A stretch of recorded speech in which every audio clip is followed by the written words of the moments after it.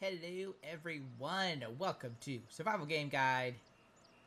Oh, thanks, animal location discovered in Sengoku Dynasty. So today we're going to be talking about seasons because if you've played Medieval Dynasty or any of the kind of Tuplets Productions Dynasty games, you know that seasons tend to play an important part. Strategizing and just the overall continuation, progression of the game. So the season system in Sengoku is very different from Medieval Dynasty, and it might take a little bit of getting used to it, I would say. So first things first, we'll just kind of like go through some of the main things here, which is the first, how long do seasons last, right? It lasts technically, at least the default option, 2 days, just 2 days, and then you have the ability to then proceed to the next season. Now that said, you don't need to. You can play up to 4 days, but on the fourth night you will be forced into the next season if you don't manually choose to move over. You can kind of see where you are in terms of your season down here in the map. You can see that I'm in the spring season currently, and I am on day 4 out of 4. So by the end of this night, I will be forced into the next season. Now I can also choose, you can kind of see right here, you can say I can manually choose to change the season. But this option only becomes available after you have completed the second day. So that's kind of how that works. So you can technically have a few more days, and there might be like custom settings that you can eventually kind of like switch out to make them longer. That's not available yet, but who knows, that might be something they bring in, much like Medieval Dynasty did later. So keep an eye on that, but otherwise your season lasts 2 days, but you can extend it if you want to. In some cases it might be good, and I'll get into that in just a moment, why you might want to extend it. In other cases it might not be, and I'll get into that too. But that's kind of how it is basically with this game. So the reason why you might want to extend your season is because of how the food and water system or beverage system works in this game.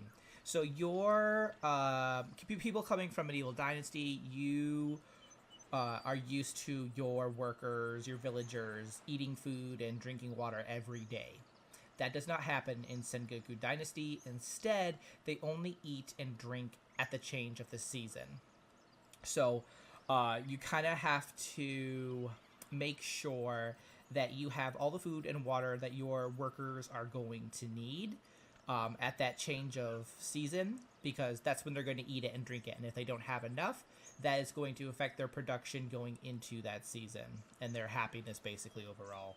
So you might find that at the end of the second day, you don't have enough food or beverages to satisfy your workers, your villagers. So you might be like, okay, you know what? I'm going to take the extra third day or fourth day to make sure that I go hunting or whatever. I get what I need to get to make sure that they are satisfied going into the next season. So that's kind of like where extending your seasons might be helpful if you're just not ready for food and water. And the flip side of that is one reason why you might not want to extend the season quite so long is because of production. Now, again, those coming from Medieval Dynasty, you are used to your villagers producing items every day. That does not happen in Sengoku Dynasty. Instead, they only produce items at the turn of the season. So, like on the first day of the brand new season, that is when you're going to see all the stuff they would have technically made during that previous season. That's when it shows up in all of your warehouses, your different storage buildings, basically. If they don't do it every day, so like it's just as kind of like an example. It's spring now, summer's the next season. So right now, if I had villagers, I don't have any right now, but if I did and I assigned them like logs, they're not getting logs for me right now in spring.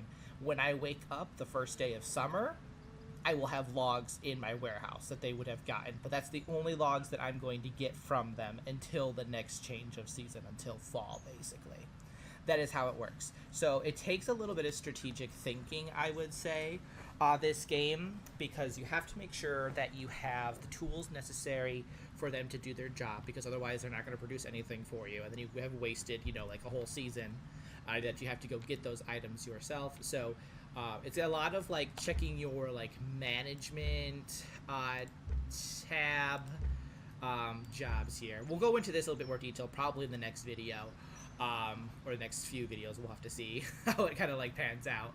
But because I don't have any production buildings here, but like I would click on something and I would be like for this cook, for example, and you see you have empty slots here, so I'd be like, I'd click this and be like, yeah, go cook like eggs or something. And obviously I don't have this storage building yet, but I would assign the villager here, and if it would need a tool, it would tell me, like there'd be like a little thing here that's like, this is the tool you need, and I would put that tool in one of the appropriate storage buildings, because it's not like in Medieval Dynasty where basically everything either goes in food storage or resource storage. There are different storage buildings in this game, and in some of them you put tools, and some of them you put like where your resources will show up, like your logs or something, your wood products.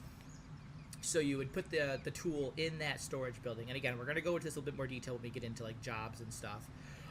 But they would then take that tool that they have, and then they will cook this, and this will show up, this cooked aid would show up at the turn, at the new season, the first day of the new season. I would find a bunch of cooked eggs, and like you're going to want to like, you know, put like you're going to fill up all their slots with the different things that you want to make. And I guess like the kind of cool thing about this is that you can be like, yeah, make like 2 of these or 2 of those or whatever, you know. I don't know if I can clear this now or not. But yeah, so that's basically how that would work, and how seasons kind of work is that it doesn't happen each day. It happens at the change of each season. Now this is early access, so they might change this. They might make it a little bit more like Medieval Dynasty, because I know the devs are very aware that people are coming from Medieval Dynasty, and that's kind of like the system that they know and they're comfortable with. So they might make changes. If they do, obviously I will do an update video on that, but that is currently how it works. So if you're a little confused as to like why your people aren't producing anything, they will. You just gotta go to the next season, which is why you might not want to wait the full 4 days unless like you yourself are really busy running around. If you want to get items from your villagers, it's kind of worth it to end the season as soon as it's allowed, basically, just so you can have those items and use them and keep, you know, building and progressing. So hopefully that makes sense. I know it's a little bit weird, especially people who are used to Medieval Dynasty's season system. If you have any questions, let me know. I'm more than happy to try and clarify further and answer any questions that you might have, or if you have, you know, your own knowledge about how this works, or any tips even on how to make sure that, you know, you guys are staying on top of what your workers need to get the most productivity out of them. Please do share it in the comments. But until then, keep surviving and keep thriving.